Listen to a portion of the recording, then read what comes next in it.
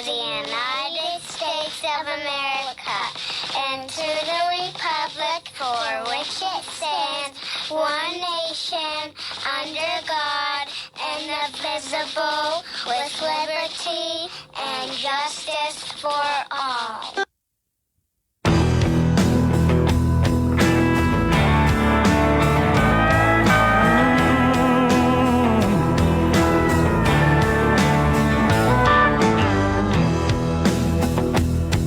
This land of ours is under attack. Time has come, we're gonna take it back. Just wait and see. Don't tread on me. I won't sit back, stand idly by. Watch the heart of my nation die. Oh, not me. Don't tread on me. Don't tread on my Bible, don't tread on my guns. Don't you tread on my faith in God's only Son. Don't tread on me. Don't tread on me. Hey everybody, this is John Marietta, and I am the Hillbilly. And today's show is being brought to you by Monarch Windows and Doors, Miser's Garage and Tire Center, Monk's Auto Body, Patriots.online, Fayette County Recovery, Storage and U-Haul. Go see Hubie, 724-3823-3833. He's the IDF of Fayette County. Hey, we got a new sponsor, Gunslingers in Connellsville. Their phone number is 724-707-4442. Tactical Civics, Solid Foundation Ministries, New Life Free Methodist Church, Highline Motorsports. Go see Greg. I know he's got some stuff out there that he's wanting to sell. Gun Owners of America, Hillbilly Jon Radio, John Marietta for We the People. Don't forget to look me up on YouTube. Go to my Facebook page. Go to my website and the Ink Spot in Connellsville. It's been a busy week. It feels like it should be. It feels like it. I should have, but it's been busy. And I want to start out with this today. Blessed are those who are persecuted for righteousness' sake, for theirs is the kingdom of heaven. That's Matthew 5:10. An ethical practice survey released in 2017 found that only 26% of professionals believe that doing the right thing is more important than financial gain. Think about what I just said. Doing the right thing is more important than financial gain. Just 26% feel that way. The survey also revealed that a quarter of these professionals feared reprisal at work for reporting unethical behavior. Growing up, your parents probably taught you some version of do the right thing. Remember the golden rule. Be kind, show compassion, care about others. As we grow up, often our self-interest trumps what we believe in our younger years. Society seems much more gray than we are led to believe. And doing the right thing is not only hard, but it sometimes gets us in trouble. Do the right thing is difficult. We can look at the celebrities and their misconduct, which fills the news and social media daily. Political scandals, sexual scandals, financial scandals, they're everywhere. And it's really so hard to do the right thing. To live an upstanding life without Jesus, yes, it is. And with Jesus, yes, it is. It's our nature, our sin. It's our sin nature to stay away from God, to go our own way, and in our own disobedience to uproot our lives and the lives that surround us. Just do the right thing. I met this young lady that's sitting beside me here today. If you're looking on Facebook, she come up to me. We were at Standing in the Gap meeting, I believe it was, and she has some definite concerns about what's going on with our country. And she says, "Can I come on the radio with you?" And I don't know. She don't worry about it. Nick's been through this a couple times, and it'll all be good. And she says, I'm a little bit nervous. But anyways, tell me who you are. Tell everybody who you are. My name is Sheri Smith. And you were Standing in the Gap meeting. Yes, I was. And you said that you were riding to church with some ladies, and you just can't believe what people actually believe. That's it precisely. Like I said, like you said, I was riding to church and a slightly political discussion came up. And I was made aware of how just because it's on the radio or just because it's on TV, it has to be the truth. And I thought, oh my goodness. God says if you need wisdom, ask him. He will give it. And I think that that's very profound. I mean that's what the Bible says. Yeah. Yeah. Go ahead. I didn't mean to interrupt. That's okay. And so it just got me stirred because I didn't want to irritate anybody on the ride. But it made me realize people need a refresher in the fact that you can't believe everything you hear and only half of what you see now, especially with being able to do these videos where you can... Podcast. Well, not the podcast, videos where you can be made, you can put one face on somebody else's body. Oh, and, okay. And make it appear to be true when it isn't. So I was thinking along that, and I thought back to George Zimmerman down in Florida. This has been several years ago. He was a neighborhood watchman, and he saw something suspicious. And he made a 911 call, and he continued watching the person, and the person turned and attacked him, had him down on the cement sidewalk, banging his head, and he defended himself. He had a gun, and he defended himself. The shot killed the young man. And what did the media do? What amazed me was they took the audio of the 911 call, and they didn't just cut parts of it off. They cut, spliced, and rearranged it to make it say things it had never said in the beginning. They said that George Zimmerman was a white guy against a black guy. Well, actually, in George's immediate ancestors, he had a black grandmother and he had Mexican blood. So it really wasn't racist, white against black. Then the media supplied a picture of this black man when he was a child. Not in his full high school football size. He had been asked to leave his school because he was both a bully and a drug pusher. Now, he wasn't expelled because the school didn't expel anybody. They just politely asked him not to come back. And I had to chuckle a little bit because I remember Obama saying that this would be like my own son. And I thought, really? A bully and a drug pusher? So, a court case came up. They tried George Zimmerman, and they found him innocent. Lo and behold, at the end of the year, when the media was giving out their end of the year top stories, they repeated the story of George Zimmerman, and they made it sound like he was guilty. So in just this one case, they changed the audio. They tried to make it racist when it wasn't. They produced false evidence to make it look like this man, George, beat up this little kid. And they ignored the fact that he was found innocent. It's not what's reported, it's sometimes how it's reported, and that's the problem. The glass is always, is the glass half full or is it half empty? It's depending how you look at things. And I think that you're correct about this. It was falsely reported.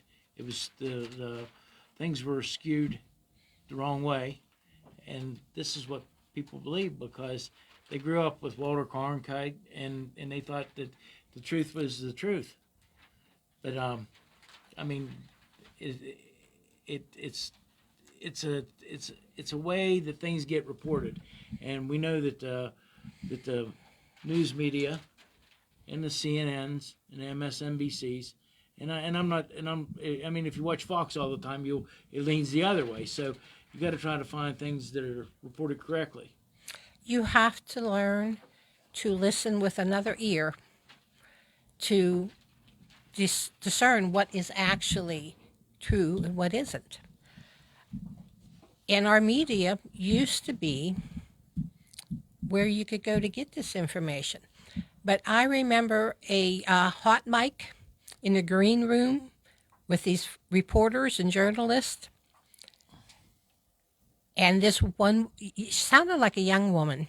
She said, "We're supposed to tell them what to think." And I thought, oh no, that's really bad. You're supposed to give us the facts and trust us to be intelligent enough to interpret them. But that's not what we see. Let's go from Florida to Missouri. A young man, again, a young black man, was in a store, saw a very expensive box of cigars. An APB was, I know, yeah. Okay, was put out on him. A policeman thinks he sees the suspect, and he tries to talk to him. And in this exchange, the young black man reaches in the police car and is trying to get the gun off the policeman. Here again, it was a mistake that he shouldn't have done, and the young black man gets shot and he dies. The media reports, hands up, don't shoot. No, there were no hands up. Those hands were inside the car, and there were marks on the policeman to prove that he had been assaulted. In this particular time, Jesse Jackson comes to town because he's going to help out. And actually, that just stirred the pot some more, causing a lot of dissension and protest in that town. Much later, the family of the young man who was killed was interviewed, and they said that Jesse Jackson was no help to them whatsoever, that he just seemed to be there for his own purpose. Why would we want to stir the population up to go out and protest and destroy property? I do not understand that. So that's what happened in Missouri. False or misleading presentation by the media caused destruction, sadness, and the innocent people that got caught up in this. I wouldn't be surprised if there was PTSD involved in some of these things.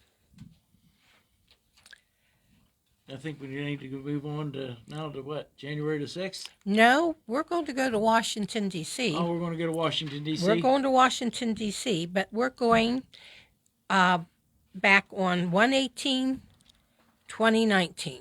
That is the Right for Life walk. And it's cold. I feel for them who go down there in that January weather. This is about Nicholas Sandman. Oh, he was yes. part of the Coventon High School, Catholic high school boys.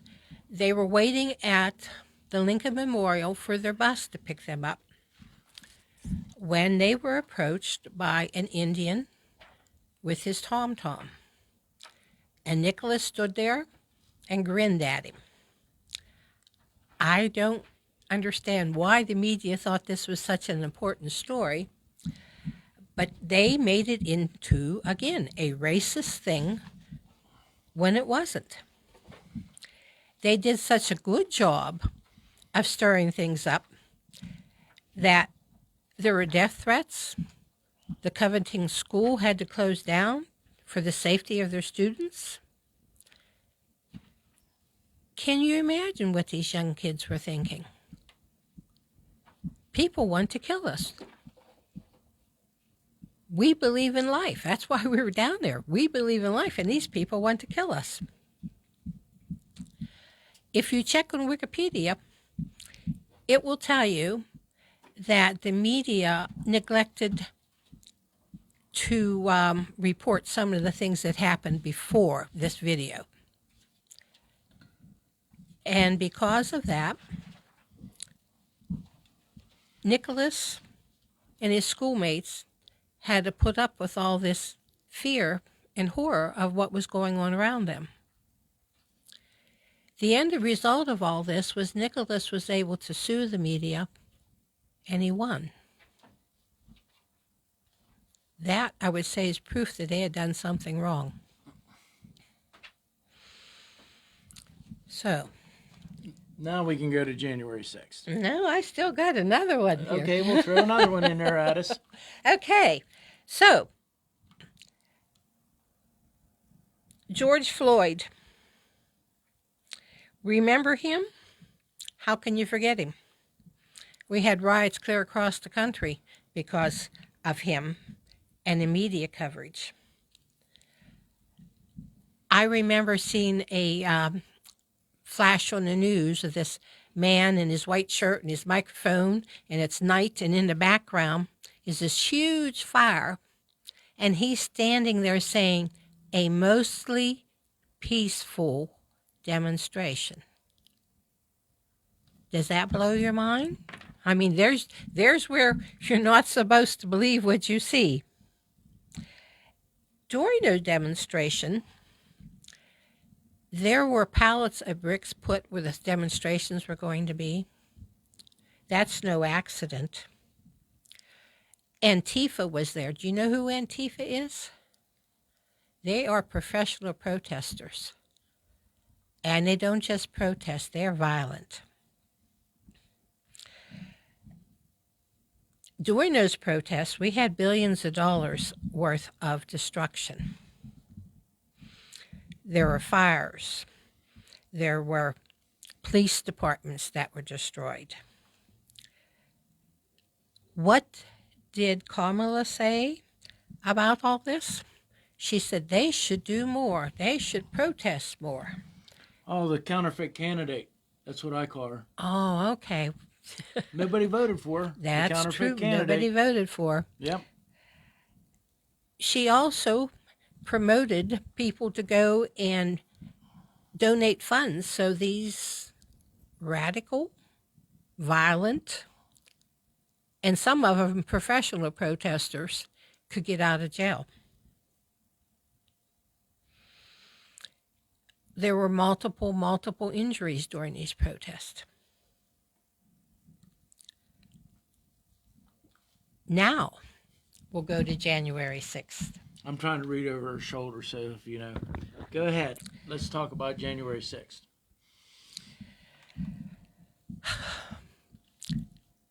How many injuries occurred on January 6th? How many deaths occurred? We know Mrs. Babbitt was murdered, only that's not the word that's used. Do you know that her trial is finally going to come up in 2026? That many years.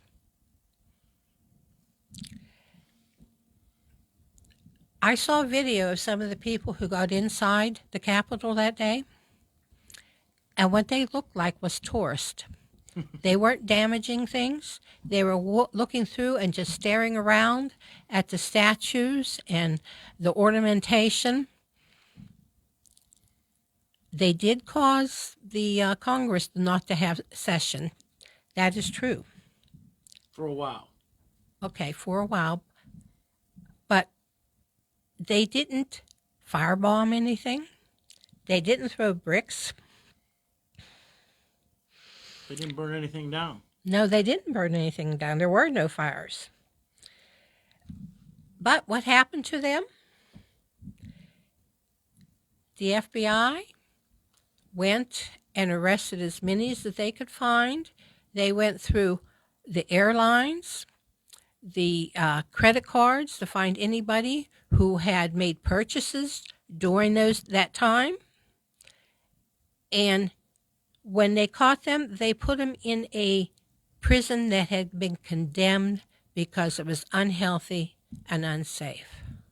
Some of them are still in prison. Oh yes, a lot of them are still in prison. And this is a definite violation of everybody's constitutional rights. I mean, what happened down there was, I mean, did it get out of hand? Yeah, but they didn't burn. I mean, they burned Seattle down. They took over part of Seattle. They burned. Was it Minneapolis? I mean, was on fire. I mean, they attacked. They attacked Washington D.C. Actually, President Trump, if you remember, walked across the street and stood in front of the church where they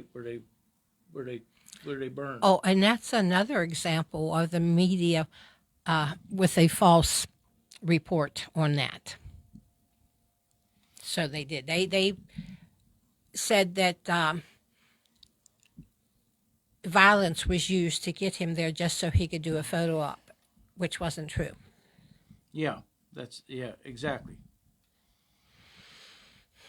These people are, we're supposed to have a quick and speedy trial of our peers, and that's not happening.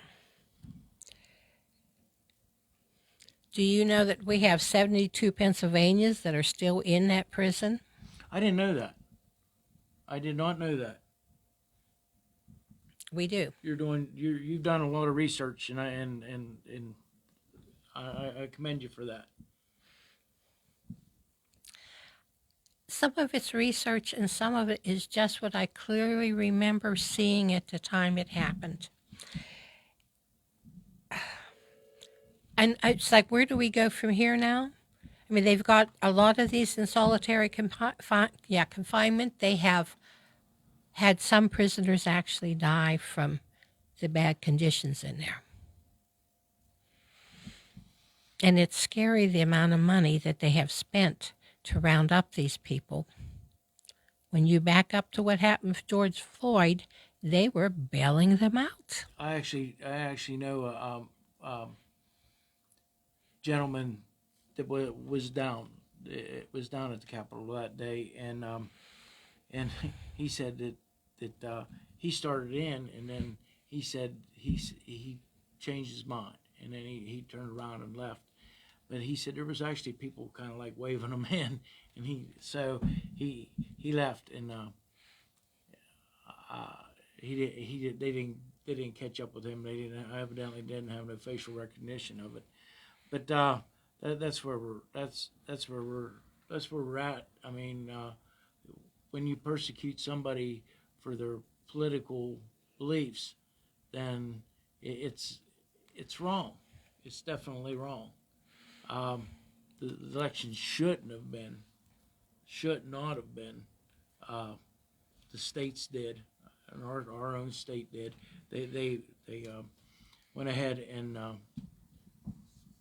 made the election, ratified it. I'm not using the right word there, but anyways, they did, and it shouldn't have been done because there was too many discrepancies, too many things that went on, and not only that. Act 72. Act 77. Act 77. Okay, I'm corrected. Act 77. And that was the cause of January 6th, no matter what anybody says, because if it wasn't for Act 77, the mail-in ballots would have been. They're a problem. I mean, we actually have a sitting judge here in Fayette County that said on right in public that Act 77 is. He didn't say Act 77. He had great concerns for these mail-in ballots, and that they weren't properly being the chain of custody on them is the problem. And we observed that down at the election office in the primary last year and in the general election. Now I know that we got commissioners that go around and tell everybody, but it's not. There is a definite break in custody. And all these things, chain of command, chain of custody, and these things, and they just don't want to. They just don't want to admit it. They just don't want to admit it. If it's happening in Fayette County, it's happening in Philadelphia, it's happening in Allegheny County, it's happening all over the state. Yeah. And this is where we're at. I mean, things have to change. I mean, we're going to have to start standing up. And like I said, when I read the Bible verse, it says, "Blessed are those who are persecuted for righteousness' sake, for theirs is the kingdom of heaven." That's Matthew 5:10. Do the right thing. Tulsi Gabbard understands. We have to do the right thing. We have senators, we have representatives right here that the only time you know of them is when they're up for election. Yeah. And then they make excuses the next time for why they didn't get things done. We have the same thing at the county level. This should have all been taken care of. So, anyways, I really appreciate you coming in. We got a couple minutes left. I'll give you a minute or two, but actually we're almost done. That went pretty fast. It did go pretty fast. And I think I'll survive my first time. Yeah.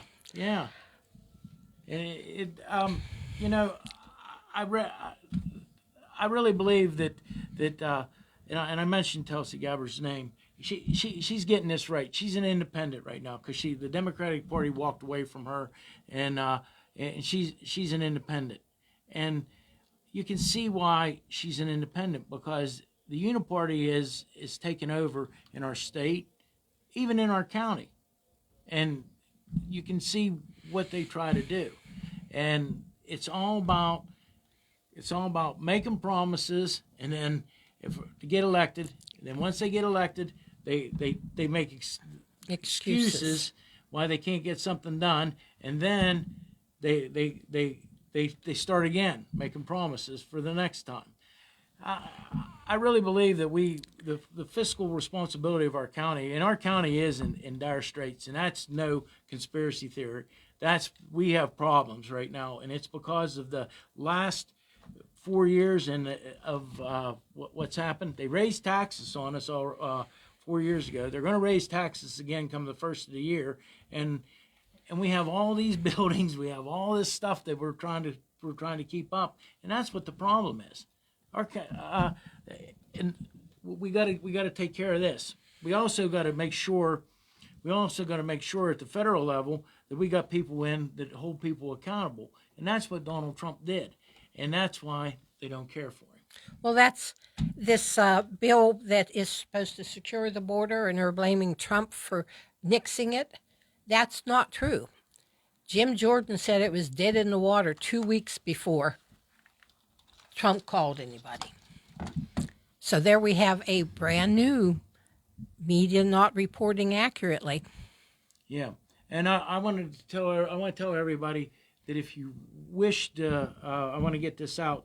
If you wish to vote with a mail-in ballot, please do this. If you request one, fill it out, and if you can't be on here on the day of the election, please take and drop it off right down at the Board of Elections.